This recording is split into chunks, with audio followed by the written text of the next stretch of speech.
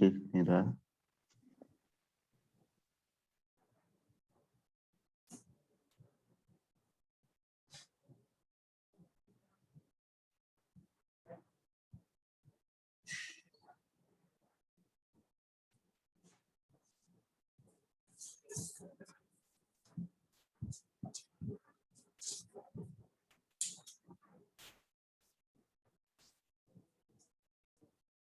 ये बेंजोडाइजिपिन की basic structures है।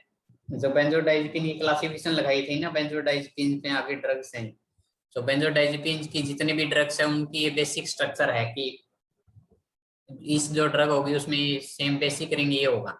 इसमें जो R1 R2 R7 ये दिखा रखे, इस पोजीशन पे फंक्शनल ग्रुप चेंज होंगे। बेसिक स्ट्रक्चर ये रहेगा।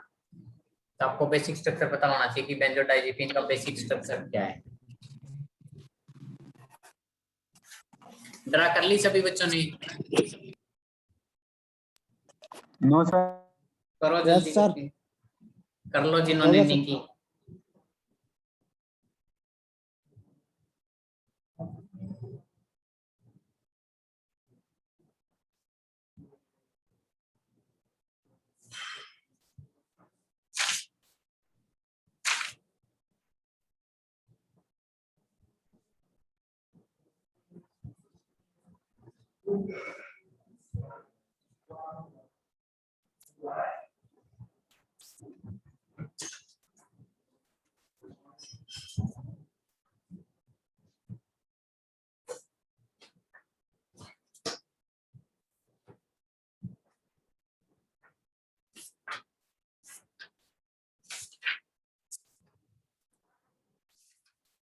हो गया सर। हो गया ना सभी बच्चों का? हाँ जी सर। ठीक है।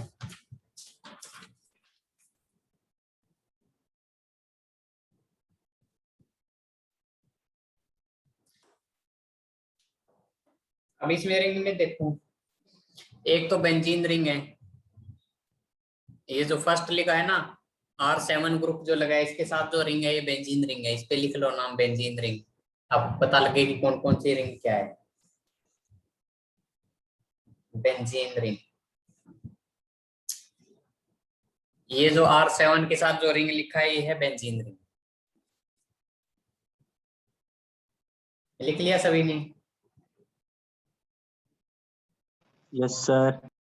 ठीक है। इसके साथ जो रिंग है, दो जो नाइट्रोजन लगी हैं और जो साथ में जो रिंग है ना बेंजीन वाली के, इस रिंग का नाम है diazepine ring. DIAZEPIN, diazepine. DIAZEPIN, diazepine ring. दो जो नाइट्रोजन वाली रिंग है ये डाइजीपीन रिंग है। Diazepine ring, DIAZEPIN, diazepine ring.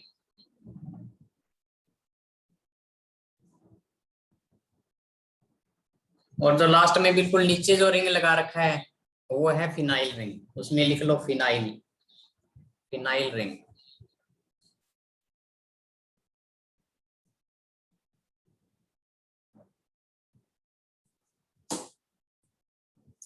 Ring के नाम लिख लिए सभी बच्चों ने? हाँ जी सर। ठीक है, तो रिंग का पता लग गया ना। एक बेंजीन रिंग है, एक डाइजीपिन रिंग है और एक फिनाइल रिंग। हाँ, अब देखो इसको बेंजोडाइजीपिन नाम कैसे बना कि एक बेंजीन रिंग है और एक डाइजीपिन रिंग है, तो इनको मिला के नाम बना। जो मेन अपनी कैटेगरी है कंपाउंड्स की, उसका नाम रख दिया बेंजोडाइजीपिन। कि एक बेंजीन रिंग प्लस डाइजीपिन रिंग, उसको नाम दिया है बेंजोडाइजीपिन। ठीक है। अब इसका नोमेनक्लेचर आगे स्टार्ट करते हैं। इसकी नंबरिंग कर लो पहले। नंबरिंग में देखो जो R1 लिखा है यहाँ से कार्बन फर्स्ट स्टार्ट करना है। एक नंबर यहाँ से स्टार्ट करनी है नंबरिंग। R1 पे 1, R2 की जगह 2 आ जाएगा। और जो R2 के बाद नेक्स्ट जो है R3 आएगा। नेक्स्ट फिर नाइट्रोजन, जो नेक्स्ट नाइट्रोजन रह गया वो R4 आ जाएगा। जहां पे फिनाइल रिंग अटैच हुआ है नीचे वाला वो R5 पे अटैच हुआ है। 1 2 3 4 5 6 नंबरिंग लिख लो इनकी। 1 2 3 4 5 6।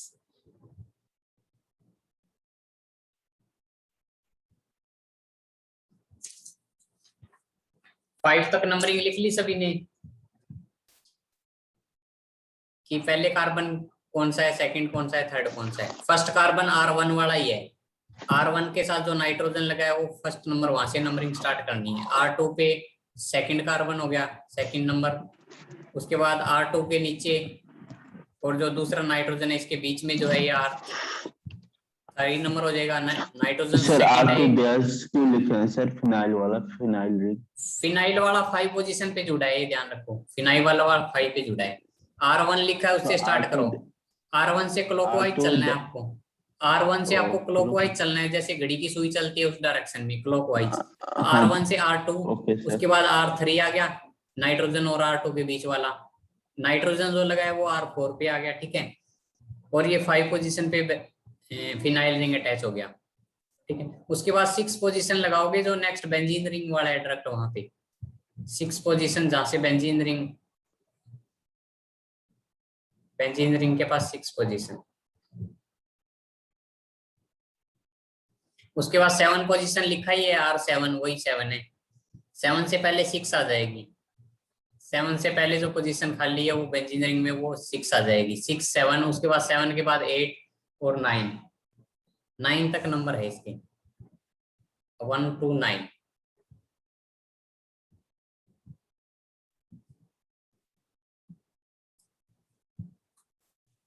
वन टू 9 सभी बच्चों ने लिख लिए।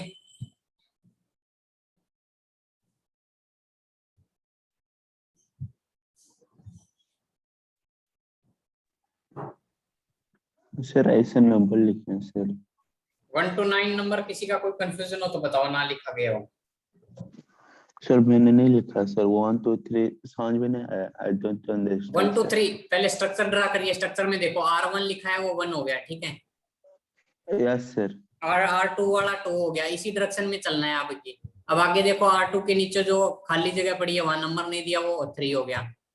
उसके बाद जो नाइट्रोजन, नेक्स्ट नाइट्रोजन आ गया वो 4 हो गया। नेक्स्ट नाइट्रोजन के बाद देखो जहां से फिनाइल रिंग अटैच हुआ है अपना डाइज़ीपीन रिंग से, जहां से फिनाइल रिंग अटैच हुआ है वो 5 पोजीशन पे अटैच हुआ है। 5 आ गया। Yes sir. 5 के बाद 6 देखो, R7 लिखा है, उससे पहले जो जगह खाली पड़ी है वो 6 है, वो 6 पोजीशन हो जाएगी। R7 से पहले जो जगह खाली है वो 6। उसके बाद R7 आ गया। उसके बाद 7 से ऊपर चलो, ऊपर जो बेंजीन रिंग है उसमें 8 हो जाएगा। 8 और लास्ट में बिल्कुल 9 आ जाएगा। R1 के बिल्कुल साथ में 9 पोजीशन आ जाएगी वहां, जहां से डाइज़ीपीन रिंग में R1 है और इधर बेंजीन रिंग में जो भी ऊपर टॉप में बिल्कुल लिखोगे वो 9 पोजीशन आ जाएगी। 7 8 और 9 हो गया सभी को क्लियर? हाँ जी सर। हो गया ना, ठीक है। अब देखो जो 5 पोजीशन पे जो फिनाइल रिंग जुड़ा है उसकी भी नंबरिंग लिखनी है आपको। 5 पोजीशन पे जो फिनाइल जुड़ा है उसकी देखो R2 तो लिख ही रखा है। R2 से पहले जो जहां से जुड़ा है वो 1 पोजीशन हो जाएगी, इसको भी नंबर लिख लो 1। ये जो फिनाइल रिंग है उसकी नंबरिंग कैसे करनी है, उसकी भी क्लॉकवाइज करनी है, जैसे अपनी घड़ी की सुई चलती है उसी साइड में। तो R2 लिखा ही है, इससे पहले वाली जो पोजीशन है इसमें नीचे वाले फिनाइल रिंग में वो R1 हो जाएगी। R2 के बाद R3 4 5 6, इसमें 6 पोजीशन तो हो जाएगी। सेम ऐसे फिनाइल रिंग में लिख लो 1 2 3 4 5 6। R2 तो लिखा ही है, उससे पहले R1 आ जाएगा। R2 के बाद फिर 3 4 5 6 तक। नंबरिंग आपको समझ में आ गई इस पूरे रिंग की, तो आगे नोमेनक्लेचर इसकी SAR समझ में आ जाएगा। और अगर आपको नंबरिंग ये समझ में नहीं आई तो उसके बाद SAR आपको समझ ही नहीं आएगा कि SAR कैसे है। होगी सभी बच्चों की नंबरिंग? तीनों रिंग की नंबरिंग होगी ना? हाँ जी सर। ठीक है, अभी इसको स्टार्ट करते हैं। SAR of बेंजोडाइज़ीपीन। S का मतलब है स्ट्रक्चर, A का मतलब हो जाएगा एक्टिविटी और R से हो जाएगा रिलेशनशिप। SAR आपको कैपिटल लेटर में लिखना है, SAR ऑफ बेंजोडाइज़ीपीन, SAR कैपिटल में। S से हो जाएगा ब्रैकेट में लिख लो स्ट्रक्चर, A से एक्टिविटी, R से रिलेशनशिप। SAR का मीनिंग ये हो गया कि इसकी जो ये स्ट्रक्चर है इसमें जो फंक्शनल ग्रुप लगाए हैं R1 R2 R7, इनकी जगह कोई ग्रुप जैसे चेंज करेंगे, हर ड्रग में कुछ अलग ग्रुप मिलेगा, तो उसका ये कह रहा है कि एक्टिविटी पे क्या इफेक्ट पड़ेगा, बायोलॉजिकल एक्टिविटी क्या इफेक्ट पड़ेगा। जैसे बेंजोडाइज़ीपीन किसके लिए देते हैं? स्लीप के लिए दे रहे हैं, सेडेटिव और हिप्नोटिक यूज करते हैं ना इनका। कि जिसको स्लीप नहीं आ रही उसको स्लीप इंड्यूस करने के लिए यूज करते हैं। तो इसमें सार का ये मीनिंग है कि जो फंक्शनल ग्रुप इसमें जो चेंज करेंगे R7, R1, R2 हर ड्रग में अलग अलग, उससे उसकी बायोलॉजिकल एक्टिविटी पे क्या इफेक्ट पड़ेगा, मतलब स्लीप के लिए डोज कम देनी पड़ेगी या एक्शन ज्यादा होगा या साइड इफेक्ट कम आएगा, ये चीज सार में स्टडी करेंगे। SAR of benzodiazepine, structure activity relationship, कि इसके जो ग्रुप्स लगे हैं इनका बायोलॉजिकल एक्टिविटी में क्या क्या रोल है। अगर मान लो कि R7 पे क्लोराइड ग्रुप है किसी ड्रग में, दूसरी ड्रग में उसकी जगह कोई फ्लोराइड लगा दें तो उससे उसकी स्ट्रक्चर एक्टिविटी पे क्या इफेक्ट पड़ जाएगा, वो चीज है इसमें। ठीक है, तो इसमें स्टार्ट करते हैं। फर्स्ट पॉइंट लिखो, SAR ऑफ बेंजोडाइजिपिन में फर्स्ट पॉइंट आएगा एट फर्स्ट पोजीशन। अब मैं इसकी सीक्वेंस में करा रहा हूं आपको सार, अपने को पहले R1 पे देखना है, फर्स्ट पोजीशन से इसको स्टार्ट कर रहे हैं R1 से। यहाँ पे लिखो at first carbon first, nitrogen is essential for biological activity. Nitrogen is essential for biological activity. इसमें आपको सारे 9 के 9 जो इसमें पोजीशन है उसमें बताना है कि वहां पे क्या क्या चेंज करें तो इसका एक्टिविटी पे क्या इफेक्ट पड़ेगा। तो इसमें फर्स्ट पॉइंट लिखो at position first, the nitrogen is essential for biological activity. The nitrogen is essential for biological activity. The nitrogen is essential for biological activity. The nitrogen is essential for biological activity. इसमें कह रहा है कि जो first nitrogen जो लगा है, first position पे जो नाइट्रोजन लगा है ना डाइजिपिन रिंग में, जो डाइजिपिन रिंग है उसमें जो फर्स्ट नाइट्रोजन लगा है R1 के बाद, उसका ये कह रहा है कि nitrogen is essential for biological activity. इस नाइट्रोजन को आप रिप्लेस नहीं कर सकते, इसको अगर रिप्लेस कर दो, इसकी जगह कोई और एटम लगा दो नाइट्रोजन की जगह, तो उससे क्या हो जाएगा कि बायोलॉजिकल एक्टिविटी कम हो जाएगी। इस नाइट्रोजन को आप रिप्लेस नहीं कर सकते फर्स्ट पोजीशन पे, यानी जो फर्स्ट कार्बन है उस पर कोई सब्स्टिट्यूशन नहीं होएगी, R1 की जगह कोई सब्स्टिट्यूशन नहीं यूज करेंगे, क्योंकि इस नाइट्रोजन को अगर रिप्लेस करेंगे तो फिर बायोलॉजिकल एक्टिविटी कम हो जाएगी। तो ये नेसेसरी है बायोलॉजिकल एक्टिविटी के लिए, जो फर्स्ट पोजीशन पे नाइट्रोजन है यही रहना चाहिए। फर्स्ट पॉइंट हो गया सभी बच्चों का? हाँ जी सर। हो गया। सेकंड पॉइंट लिखो एट पोजीशन टू। अब R2 पे बता रहा हूं मैं, R2 पे क्या क्या ग्रुप आप चेंज कर सकते हो। एट पोजीशन टू या कार्बन 2 भी लिख सकते हो, एट कार्बन 2। ये देखो मैंने ऐसे लिख रखा है, इसमें देखो स्लाइड में फर्स्ट पॉइंट था कार्बन 1 में, at position 1 nitrogen is essential for biological activity. At carbon 2 electron accepting group is essential for biological activity. कि जो R2 पोजीशन पे है उस पे हम क्या क्या ग्रुप ऐड कर सकते हैं, इसमें लिख रखा है कि electron accepting group are essential for biological activity. यहाँ पे हम R2 पे कोई इलेक्ट्रॉन एक्सेप्टिंग ग्रुप लगा सकते हैं। इलेक्ट्रॉन एक्सेप्टिंग ग्रुप के ब्रैकेट में आप लिख लो कि कौन कौन से इलेक्ट्रॉन एक्सेप्टिंग ग्रुप होंगे। इलेक्ट्रॉन एक्सेप्टिंग ग्रुप में आएगा ऑक्सीजन, सल्फर और methyl, oxygen, sulphur and methyl. At position 2 electron accepting groups bracket में ऑक्सीजन / सल्फर / मिथाइल ब्रैकेट बंद are essential for biological activity, are essential for biological activity.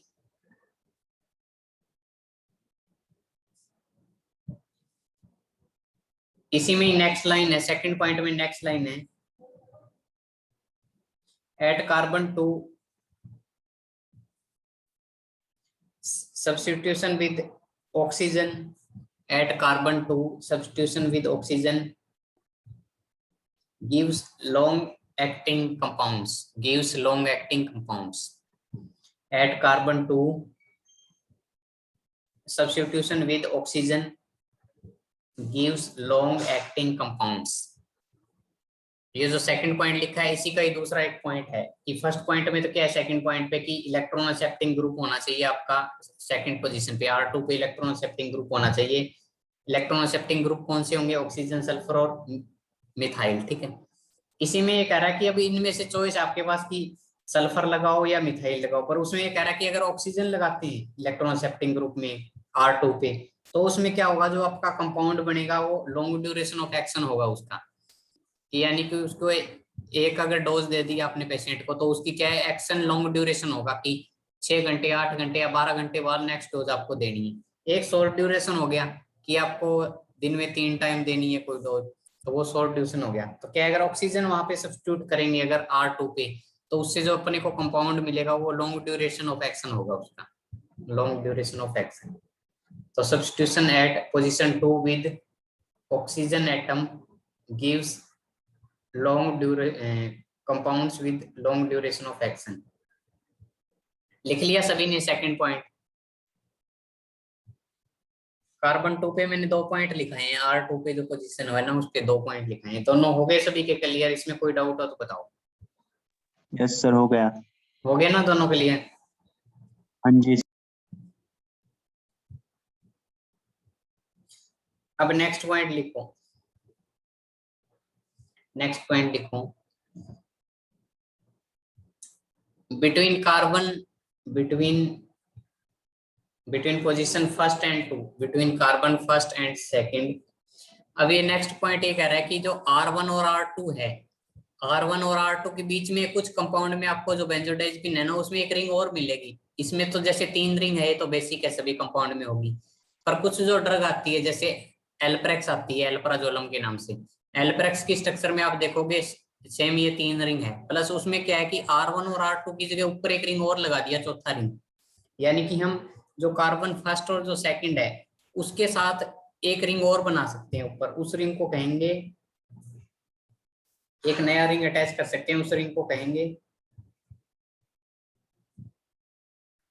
ट्राइजोल ring. ट्राइजोल ring, TRIAZOLE, ट्राइजोल ring. तो इसमें देख लो third point मैंने लिखा है इस slide में, a new ring ट्राइजोल between carbon first and second give more biologically active compound. कि जो कार्बन फर्स्ट और सेकंड है उस पे एक अगर नया रिंग अटैच कर दें, ट्राइजोल रिंग अगर अटैच कर दें, ट्राइजोल रिंग अगर अटैच कर देंगे तो उससे क्या हो जाएगा, जो अपने को कंपाउंड मिलेगा वो कौन सा मिलेगा, अल्प्राजोलम मिलेगा, और वो क्या होगा बायोलॉजिकली मोर एक्टिव होगा, यानी उसकी एक्टिविटी और ज्यादा होगी। तो इसीलिए आप कभी डोज में देखोगे जो अल्प्राजोलम की जो स्ट्रिप आती है मार्केट में टैबलेट की, उस पे देखोगे कि डोज कितनी होती है, आपको 0.25 mg मिलेगा। इसका मतलब क्या है कि उसको बिल्कुल स्मॉल कंसेंट्रेशन में दे रहे हैं तो भी कितना इफेक्टिव है कि सिर्फ 0.2% टू 5%। और जो दूसरी ड्रग्स हैं जैसे पुरानी ड्रग्स जो है डाइजेपम वगैरह है उनकी अगर डोज देखोगे तो उनकी ज्यादा मिलेगी। तो इसका मतलब क्या है कि अगर C1 और C2 पे अगर ट्राइजोल रिंग अगर अटैच कर देंगे तो उससे जो कंपाउंड मिलेगा उसमें क्या है कि हमको डोज कम देनी पड़ेगी पेशेंट को, और वो बिल्कुल कम डोज में भी उतना इफेक्टिवली होगा। तो a new ring at carbon 1 and 2 gives more biologically active compound alprazolam। ठीक है, ये पॉइंट हो गया सभी बच्चों का?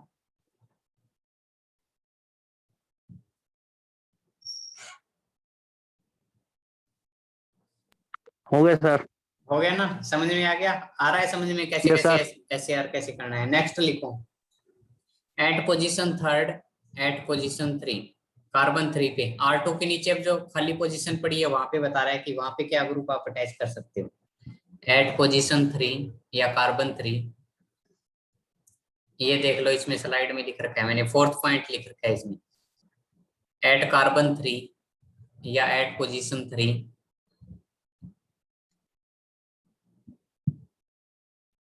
The substitution of alkyl group, the substitution of alkyl group.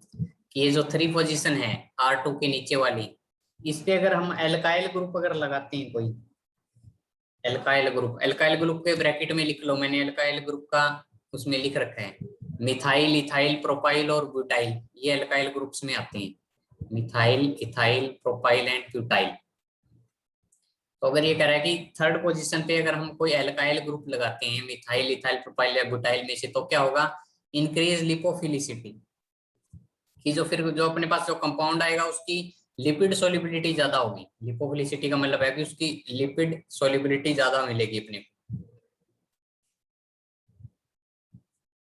The substitution at position 3 with alkyl group increase lipophilicity, कि 3 position पे अगर अल्काइल ग्रुप लगाएंगे तो ड्रग्स की क्या आएगी, लिपिड सोलिबिलिटी ज्यादा होगी, कि वो सेल मेम्ब्रेन को जल्दी सी क्रॉस करेगी और अपना जहाँ पे टारगेट पे उसको एक्शन शो करना है वहां पे पहुंच जाएगी।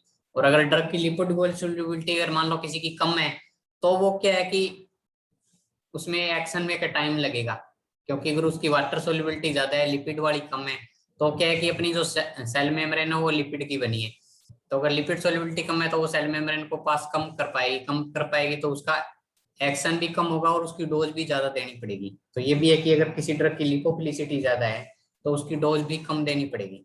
तो थर्ड पोजीशन पे ये कह रहा है कि अगर अल्काइल ग्रुप अटैच कर देते हैं मिथाइल इथाइल प्रोपाइल ब्यूटाइल में से, तो वो जो अपने पास कंपाउंड बनेगा वो ज्यादा इफेक्टिव होगा, कि इसकी लिपोफिलिसिटी ज्यादा होगी। ठीक है, दूसरा इसी में ही पॉइंट है थर्ड पोजीशन पे। थर्ड पोजीशन पे तो कह रहा है कि अल्काइल ग्रुप अटैच कर सकते हैं, दूसरा ये कह रहा है कि पोलर ग्रुप अटैच कर सकते हैं, या अल्काइल ग्रुप अगर ना लगाएं तो उसकी जगह पोलर ग्रुप लगा सकते हैं। पोलर ग्रुप कौन से हैं, एक तो हाइड्रोक्सिल ग्रुप और एक कार्बोक्सिल ग्रुप। एक हाइड्रोक्सिल ग्रुप, इसमें लिख लो the substitution at position 3, the substitution at position 3 with polar groups. जो 3 पोजीशन है उसमें 2 पॉइंट है। फर्स्ट पॉइंट तो ये है कि सब्स्टिट्यूशन करेंगे अगर अल्काइल ग्रुप से तो लिपोफिलिसिटी बढ़ेगी। नेक्स्ट पॉइंट है इसमें कि the substitution at position 3 with polar groups bracket में hydroxyl carboxylic increase ADME and decrease duration of action, increase ADME and decrease duration of action। कि अगर हम अल्काइल ग्रुप ना अटैच करें, कोई वहां पोलर ग्रुप अगर अटैच कर देंगे, पोलर ग्रुप में हाइड्रोक्सिल या कार्बोक्सिल ग्रुप अगर लगा देंगे 3 पोजीशन पे, तो उसमें क्या हो जाएगा कि ड्रग की ADME बढ़ेगी। ADME का मतलब है कि A से अब्जॉर्प्शन, D से डिस्ट्रीब्यूशन, M से मेटाबॉलिज्म और E से एक्सक्रीशन होता है। ये अपनी फार्माकोलॉजी में पढ़ा हुआ है ADME क्या होता है ड्रग का। A से अब्जॉर्प्शन, D से डिस्ट्रीब्यूशन, M से मेटाबॉलिज्म और E से एक्सक्रीशन। तो ड्रग का जब ADME बढ़ेगा तो उससे क्या है, उसकी ड्यूरेशन ऑफ एक्शन कम हो जाएगा, यानी वो जल्दी सी बॉडी में एब्जॉर्ब होकर, डिस्ट्रीब्यूट होकर, मेटाबोलाइज होकर और एक्सक्रीट आउट हो जाएगी। तो अगर अल्काइल ग्रुप लगाते हैं तो क्या है, लिपोफिलिसिटी ज्यादा बढ़ेगी।